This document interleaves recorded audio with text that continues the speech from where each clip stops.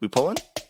What's up? I'm Jim Pro, and this is the Ready Check Pull Boss Guide to Dimensius on Normal and Heroic. Big thank you to our supporters on Patreon. We've completely overhauled our Patreon exclusive content this tier with early access, extended heroic walkthroughs, and a bunch more. Dimensius is a long fight, so we're just gonna jump right in. Before you pull, split the raid for phase 1, odds left and evens right. Assign 8 orb grabbers for excessive mass in P1, or you could just YOLO it. So, you start phase 1 with the raid split between the 2 portals on the left and right. On the countdown, everyone clicks their extra action button at 0 to get to the boss's platform. The tanks will spread out in the middle, making sure to stay in range of the boss to avoid the constant pull-in, while everyone else blasts the 2 adds. Once they die, the 2 assigned players need to pick up the orb. Shortly after that, the boss will cast Devour, and everyone needs to collapse to the middle of the room, making sure the 2 orb grabbers touch. This will drop a purple pool on the ground that protects the raid for a few seconds. Right after the cast, the raid goes back to their sides of the platform, and the current tank runs to the center for the tank buster / raid knockback. The knockback will 100% kill anyone who is standing by the edge, so make sure everyone gets safe before the knockback. Right after the knockback, a few things happen. The tanks will taunt swap and 2 more living mass adds will spawn. On Heroic, the entire raid will need to run to the far edge of the platform because the knockback gives everyone a debuff that drops a pool on the ground once it expires. Then the boss casts Shattered Space, which spawns a big purple swirly on each side that everyone needs to avoid until the cast ends and you see it explode. After it explodes, everyone needs to run into the circle to soak it for a few seconds. While this is happening, you'll be DPSing the 2 living mass adds and have the new assigned players on each side pick up the orbs that drop once the ad dies. After a little bit, 2 players on each side will get gravity circles under them.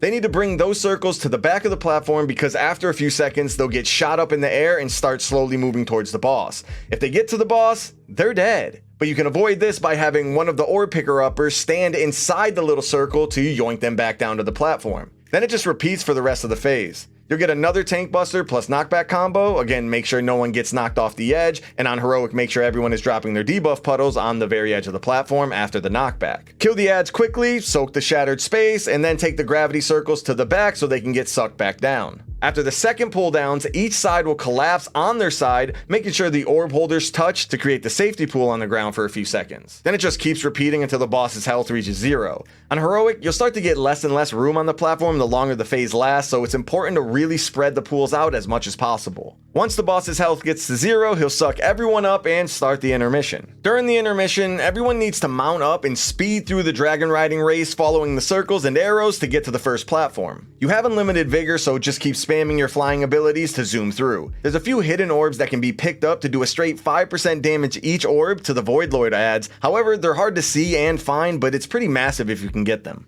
Once you land on the platform, focus on burning down the big ad and watch out for his frontal. When the smaller ads spawn, mark one of the vertically spawned ads and have everyone swap to it and kill it quickly. This is important because the boss will raise one of its arms and you need to run to the very edge of the opposite side of that arm before he blasts the platform, which one-shots anyone caught in it. Then you do the same thing, but now you kill one of the horizontal ads to make room for the pushback. Once the boss starts casting Gamma Burst, use some raid-wide movement speed and have everyone run to the top of the platform. The pushback is pretty damn thick, and you need to make sure that no one gets pushed into any of the little ads or falls off the platform. After the pushback, head to one of the top sections, mark a vertical ad, kill it fast, and be ready for another arm blast. As soon as you see one of the arms go up, run to the far edge on the opposite side, and so on. Once the big ad dies, you'll mount up again to zoomy to the next platform. This platform is exactly the same, but make sure you're facing the boss. He's behind you now. The ad now does a circle blast in a small radius that you need to avoid, but other than that, it's the same. Kill a small ad, look out for the arm raise blast or pushback until you kill the big ad. On Heroic, the frontal from the first big ad and the circle from the second big ad leaves behind some bad stuff on the ground, so you need to make sure that they're always by the edge, faced away from the platform when they cast. There's also some loose ads that need to be gripped and killed as well on Heroic. When the second platform is done, you'll get sucked onto the phase 3 platform. As soon as you land in phase 3, pop Bloodlust and do as much damage to the boss as possible. This is free damage with no mechanics happening, and the boss takes 50% increased damage for 15 seconds. When the boss becomes active again, a bunch of planet-like like spheres will orbit around the boss. These are the new safe zones for later. When they spawn, they do a bunch of damage, so healers need to be ready for several big hits every few seconds. Immediately after the planet spawn, the boss will start casting Darkened Sky, which will drop 3 big blue circles on the ground, staggered one at a time. The raid needs to stand right next to the first circle. After a few seconds, it'll spawn a ring that expands outward. You need to get hit by this early, move to the second ring spawn, wait for the first debuff to expire, then get hit by the second ring. Wait for the second debuff to expire, then get hit by the third ring. You need to always wait for the current debuff to expire before getting hit by the next ring, unless you're a mage who never actually has to do any mechanics. When the boss hits full energy, he starts casting Devour from phase 1, but since we no longer have the pools that drop from phase 1 to save us,